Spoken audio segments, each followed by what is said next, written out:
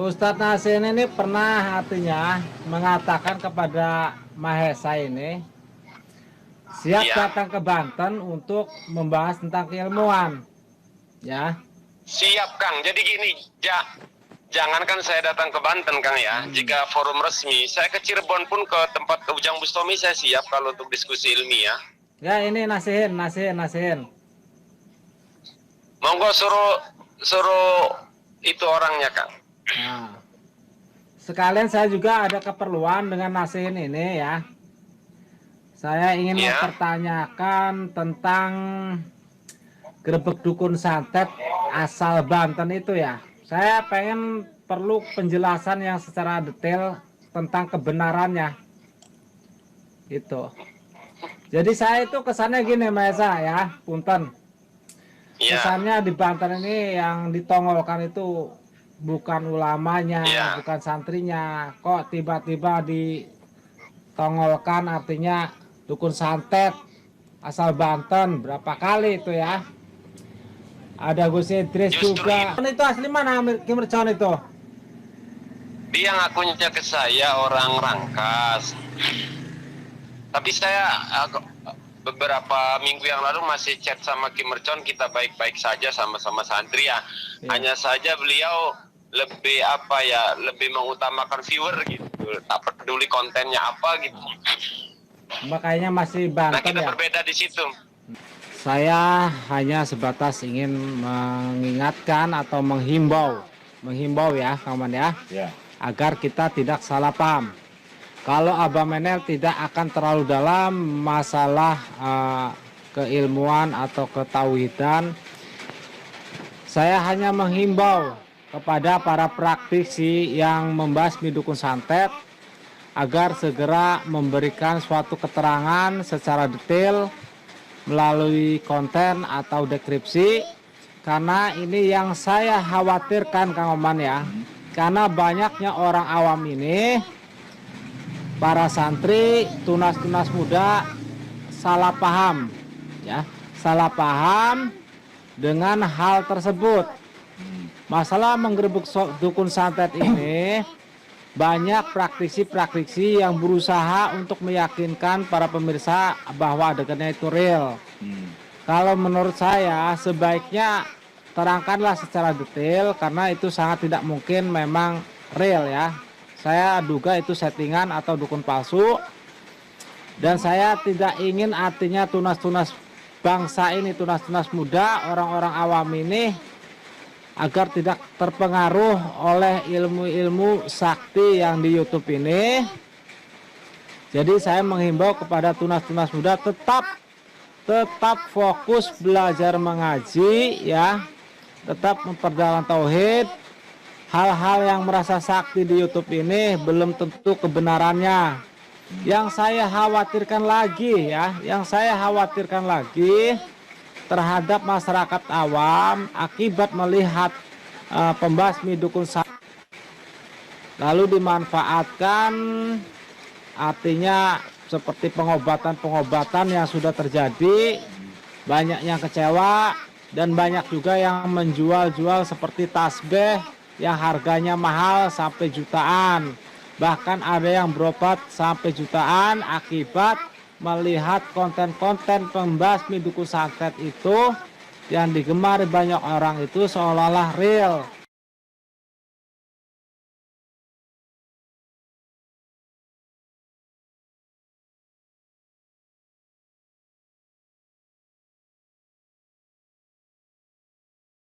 Ya nanti kalau mudah-mudahan ada waktu kita bisa kumpul bareng lah di mana gitu kan, collab nih para YouTuber. Insya Allah di alun-alun Banten enaknya. Ya. Jadi YouTuber Atau di mana aja lah, enaknya di rumah lah biar ada studionya kan kalau Kakang mah. di alun-alun Banten aja. Karena nanti yang datang ini bukan kita berdua ya, ada Kang Jaka, ya kan? Ada lagi YouTuber. Monggo dimulai Kang. Kenapa? Monggo dimulai saja lah biar penggemar-penggemar apa Menel, Kang Omannya. Ini sudah dimulai.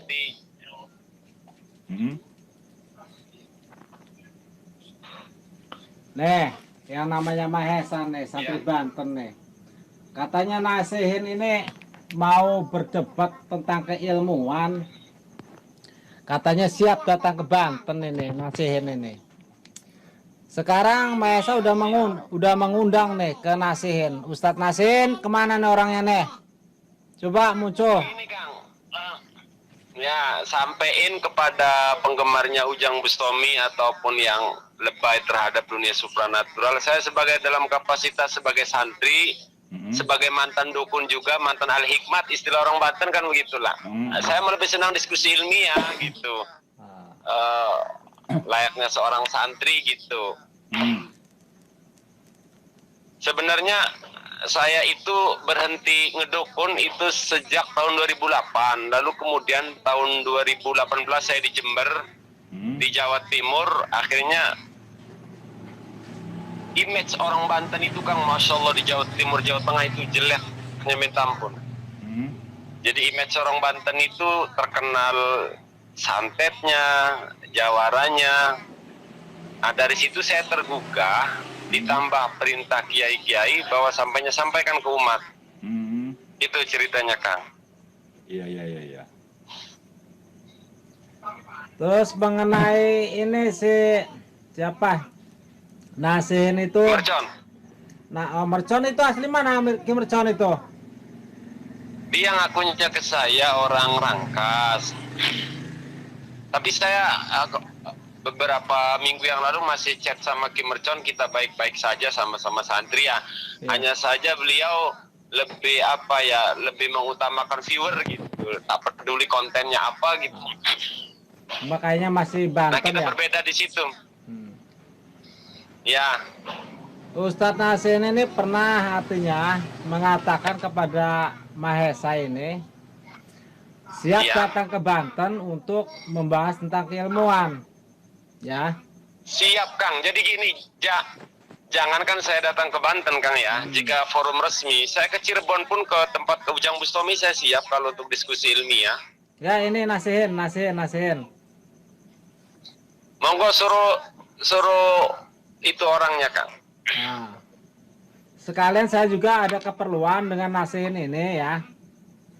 Saya ingin mempertanyakan tentang grebek dukun santet asal Banten itu ya. Saya perlu penjelasan yang secara detail tentang kebenarannya.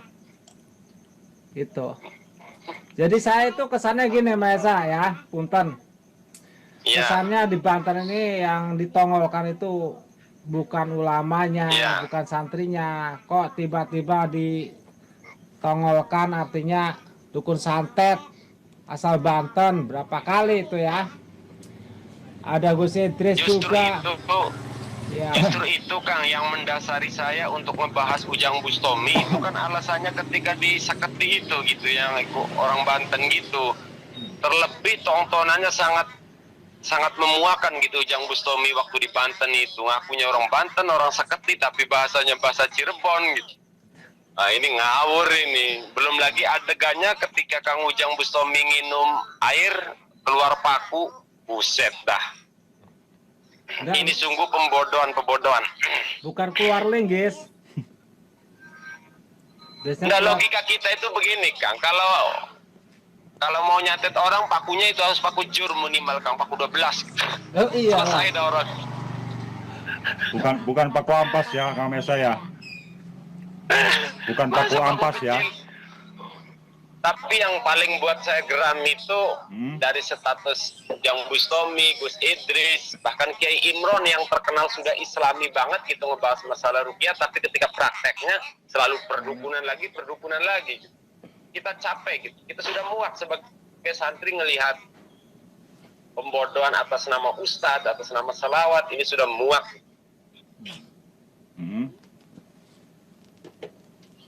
Beberapa waktu lalu setelah saya bikin bantahan terhadap Gus Muafik dan Ujang Bustomi, saya diancam bukan diancam sih ya, tapi ya masuklah ke ranah ancaman lah.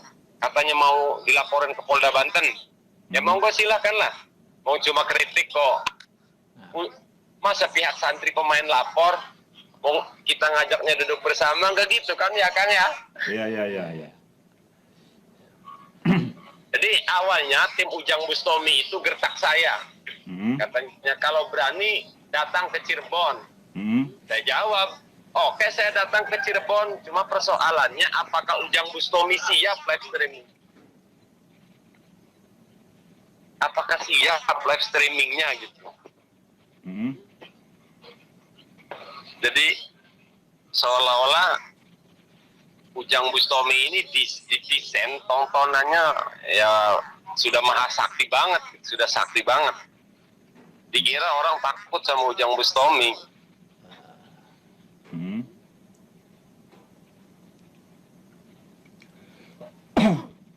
Terus Kang Maesa, Ya, Kang Maesa sendiri sekarang aktivitasnya apa ini? Apa masih saya sekarang ngajar? saya sudah nggak ngajar sejak tempat kebakaran lah, pesantren kebakaran, fokus ke usaha dulu lah. Iya. Walaupun kakak kandung ya mau mengajak nerusin tempat di orang tua, saya bilang udahlah saya mau sendiri aja, nanti aja lah. Lagi pengen usaha dulu Kang. Iya.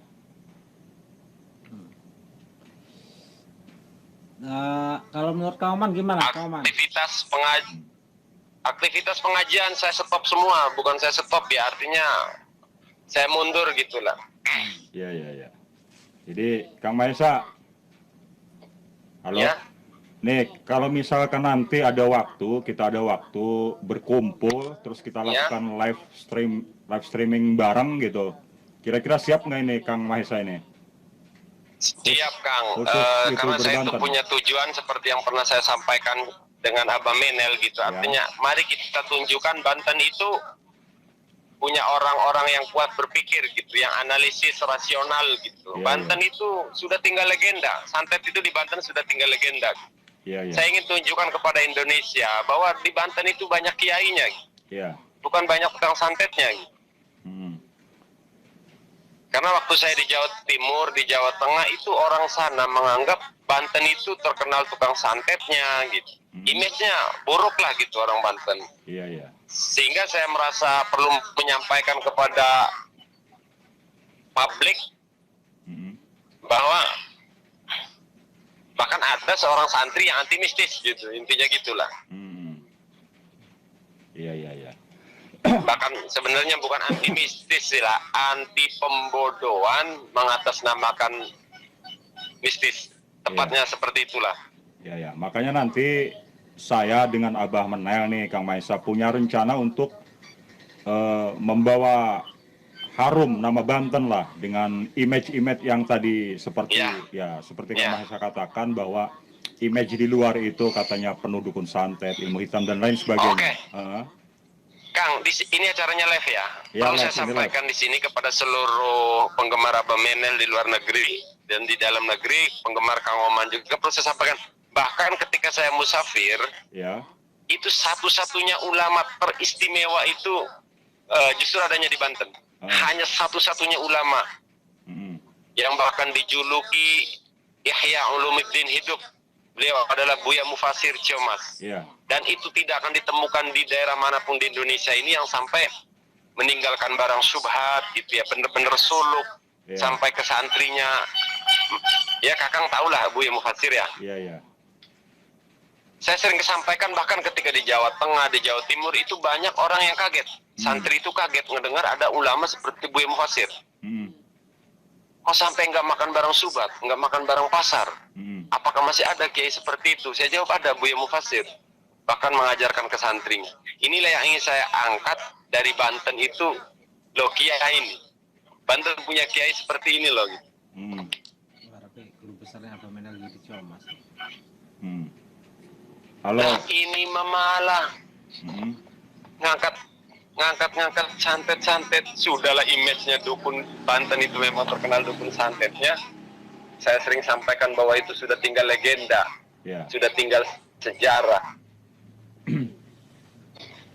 Ya saya tidak menafikan sejarah kan ya, kakang-kakang ya Abah ya. tidak menafikan sejarah bahwa Banten itu kulturalnya seperti apa, itu saya tidak nafikan. Tapi Banten yang sekarang, kita tengoklah di Jawa Timur, Ahmadiyah, Syiah berkembang. Kita tengok di Banten, ya, Ahmadiyah langsung diselesaikan. Bukan membanggakan perlu saya sampaikan di sini, bukan membanggakan Banten. Memang Banten punya kultural yang punya kelebihan dari daerah yang lain. Di satu sisi tentu ada kekurangannya. Tapi soal keagamaan, Banten walaupun paling dini, ya, Banten walaupun dini secara historis, secara sejarah mengenal Islam, nyatanya Banten punya kultural yang kuat secara kesantrian. Iya. Aliran sesat di Banten tidak dibiarkan berkembang. Betul Kang Maesa. Enak melenggang gitu. Langsung Kita tengoklah di daerah lain di Depok, Bogor sampai sekarang jadi pusat Wahabi ya, pusat pergerakan aliran menyebut. Kita tengoklah Banten lah, Wahabi tidak dibikin leluasa bergerak lah. Iya. Kang Maesa, ini ngomong-ngomong Ciomas, guru besarnya Abah Menel juga ada nih di Ciomas ini. Asik. Siapa tuh, Abah Menel? Jadi ngomong langsung aja nih, siapa gitu? Almarhum Haji Udi. Almarhum Haji Ciomas. Udi. Saya di sana kurang lama sih, cuma 2 bulan, nggak lama ya. Jadi kurang paham. Saya dalam statusnya cuma musafir. Ya.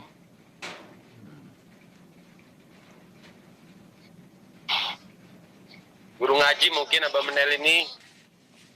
Enggak, saya enggak guru ngaji. Saya tidak punya pesantren atau padepokan atau tidak punya murid ya. Abah Menel bukan guru ngaji. Tidak punya padepokan, tidak punya murid ya. Abah Menel itu orang awam ya. Tapi kalau masalah membahas dukun santet, banyak yang salah kaprah. Di Banten itu lebih hebat dibandingkan dengan orang-orang yang sakti di YouTube ya. Kalau di Banten itu mengatasi dukun santet itu cukup dari rumah sambil ngopi, tinggal ngebalik-balikin doang. Paling besoknya 1-2 hari dukun santetnya pada ke rumah minta maaf. Dari situlah kita sadarkan, jarang dukun santet yang mau dipublikasikan. Begitu, Kang Maesa. Jadi begini ya. Iya, ya. Saya tidak membahas tentang mereka yang para pembasmi dukun santet yang di YouTube ini, tidak akan terlalu dalam. Cuma saya ingin berpesan kepada mereka agar tunas-tunas muda ini tidak salah paham dan tidak salah kaprah. Ya, betul.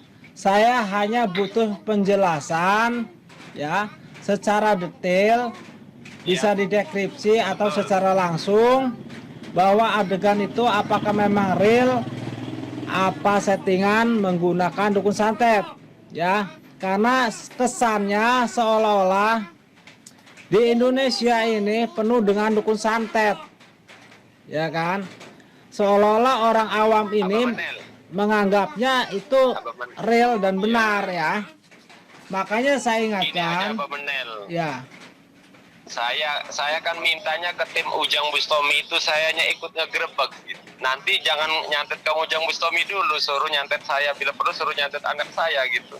Iya, udah paham itu, udah paham ya. Ngacak. Iya. Perlu saya sampaikan juga di sini Abah Menel ya, Kang Oman ya, beribu maaf ini kepada seluruh fansnya Kang Oman dan Abah Menel, bahwa ngeberantas dukun santet itu bukan cara yang islami, itu tidak dibenarkan dalam Islam. Jadi yang boleh dibantah itu suatu pemahamannya, suatu fikroh. Kalau si pribadi dukun pelaku kesesatan, kita tidak boleh membantah, kita tidak boleh menyerang. Kalau kita baca secara konteks islami, itu sifatnya takzir ya, mempermalukan. Sementara justru fan Ujang Bustomi menganggap saya mempermalukan Ujang Bustomi. Loh, yang kalau ngebahas Ghazwul Fikri, istilahnya Ghazwul Fikri, perang pemikiran, ngebantah pemikiran, itu dalam Islam boleh, itu tidak dilarang. Para ulama zaman dahulu membuat kitab itu disebutkan membantah si fulan, itu disebutkan ya. Artinya Ghazwul Fikri dalam tradisi Islam itu tidak termasuk ghibah apabila membantah suatu fikroh. Sementara Kang Oman, Abang Menel bisa dicek langsung lah, orang yang komentar mencaci maki saya itu terhadap pribadi saya gitu ya. Tapi is okay lah. Tapi intinya itu yang perlu saya sampaikan, bahwasanya membasmi dukun santet itu bukan cara Islami. Yang dianjurkan oleh Islam itu mendakwah, mengajak. Ya. Jadi yang harus kita lawan itu pemahamannya. Jadi bukan si pelaku dukunnya. Sama kayak ketika misalnya konteksnya orang minum minuman ya, keharamannya khamr, zina. Yang perlu kita sampaikan aja bahwa zina itu haram, minuman khamr itu haram. Pelaku zina dan pelaku minuman tidak boleh kita bantah, tidak boleh kita serang. Itu ajaran Islam. Nah, sementara justru kebalikannya ini.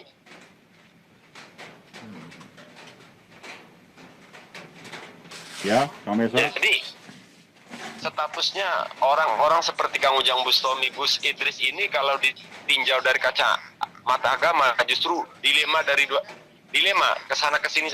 Kalau misalnya dukunnya si asli ini ya, maka tetap haram dipublikasikan, tidak boleh dipublikasikan. Saya bisa aja lah bikin adegan yang seru, Kang Oman bisa, Abang Menel bisa, tapi kan itu cara pembodohan. Bahkan waktu dulu ketika dengan Kim Mercon perlu saya sampaikan, Con, apa kamu nggak mikir hasil dari pembohongan uangnya pun haram? Saya sedih, Con, saya sedih karena santri sudah tidak peduli halal haram.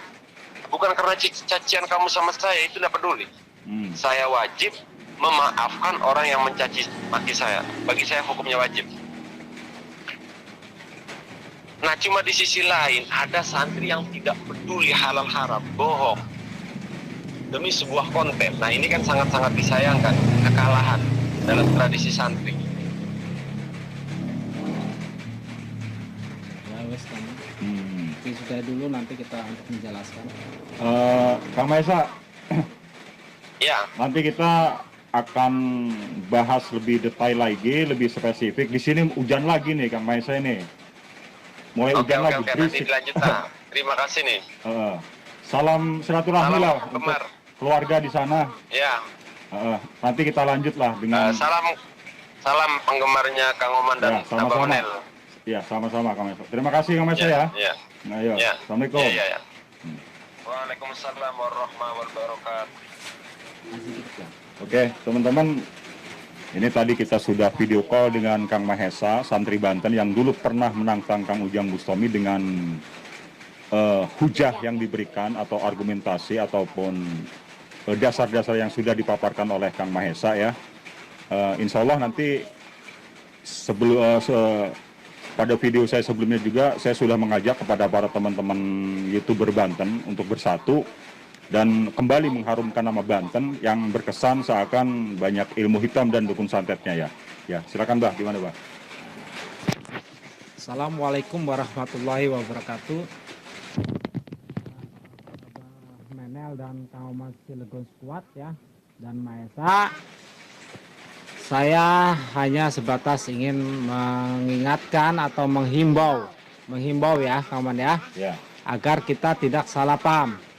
Kalau Abang Menel tidak akan terlalu dalam masalah keilmuan atau ketauhidan, saya hanya menghimbau kepada para praktisi yang membasmi dukun santet agar segera memberikan suatu keterangan secara detail melalui konten atau deskripsi, karena ini yang saya khawatirkan Kang Oman ya, karena banyaknya orang awam ini, para santri, tunas-tunas muda salah paham ya, salah paham dengan hal tersebut.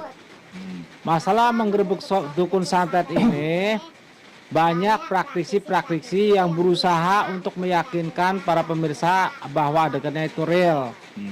Kalau menurut saya sebaiknya terangkanlah secara detail, karena itu sangat tidak mungkin memang real ya. Saya duga itu settingan atau dukun palsu, dan saya tidak ingin artinya tunas-tunas bangsa ini, tunas-tunas muda, orang-orang awam ini agar tidak terpengaruh oleh ilmu-ilmu sakti yang di YouTube ini. Jadi saya menghimbau kepada tunas-tunas muda tetap tetap fokus belajar mengaji ya, tetap memperdalam tauhid. Hal-hal yang merasa sakti di YouTube ini belum tentu kebenarannya. Yang saya khawatirkan lagi ya, yang saya khawatirkan lagi terhadap masyarakat awam akibat melihat pembasmi dukun santet lalu dimanfaatkan, artinya seperti pengobatan-pengobatan yang sudah terjadi, banyak yang kecewa dan banyak juga yang menjual-jual seperti tasbih yang harganya mahal sampai jutaan, bahkan ada yang berobat sampai jutaan akibat melihat konten-konten pembasmi dukun santet itu yang digemari banyak orang itu seolah-olah real, sehingga masyarakat awam ini menganggap mereka itu orang hebat atau orang sakti ya. Nah, maka dari itu saya juga menghimbau kepada para praktisi pembasmi dukun santet. Saya mengkhawatirkan ya, tunas-tunas muda ini ya melihat adegan tersebut dan banyak ya yang tidak pakai masker atau terlihat wajahnya, dan saya khawatir ketika mampir atau silaturahmi atau berkunjung di tempat masyarakat, mereka menganggap dukun santet benaran, lalu terjadi kesalahpahaman, akhirnya menimbulkan suatu keributan, ya kan? Karena melihat wajah dukun santet yang banyak, ya, yang banyak di YouTube ini kan banyak tuh wajah-wajah dukun santet yang dibasmi itu, Kang Oman ya. Khawatirnya begitu main ke tempat daerah, entah di mana atau di Cilegon Banten atau di mana, ketika melihat wajahnya sama dengan dukun santet yang ada di YouTube, salah kaprah, akhirnya bisa jadi keributan atau digebukin oleh masyarakat. Karena di masyarakat itu dukun santet itu sangat dibenci ya, sangat dibenci. Itu yang saya khawatirkan. Makanya saya sering mengatakan saya akan tidak terlalu dalam, tapi saya hanya butuh penjelasan agar masyarakat tidak salah kaprah dan para praktisi pembasmi dukun santet juga bisa menerangkan secara detail agar orang awam ini tidak salah paham dan tidak salah untuk menafsirkan dan menggunakannya. Begitu pemirsa. Silakan Koman lanjut. Oke ya teman-teman, sedikit penjelasan. Tadi ya kita sudah bahas bersama Kang Mahesa, juga tadi kita sudah video call bersama Abah Menel. Di sini sudah mulai turun hujan lagi teman-temannya, jadi mungkin suaranya nanti agak terganggu nih. Insya Allah kita akan kondisikan untuk berkumpul para YouTuber Banten, termasuk dengan Kang Mahesa tadi ataupun dengan Kang Ustadz Jaka yang ada di Kasemen Banten ya. Mohon doanya dan semoga silaturahmi tetap terjalin selamanya ya, ukhuwah Islamiyah tetap terjaga. Demikian dulu ya teman-teman, Kang Oman ataupun para subscribernya Abah Menel dimanapun Anda berada. Kurang lebihnya mohon maaf apabila kami banyak salah kata ataupun ada hal-hal yang kurang enak didengar, mohon maaf. Walaupun minkum, assalamualaikum warahmatullahi wabarakatuh.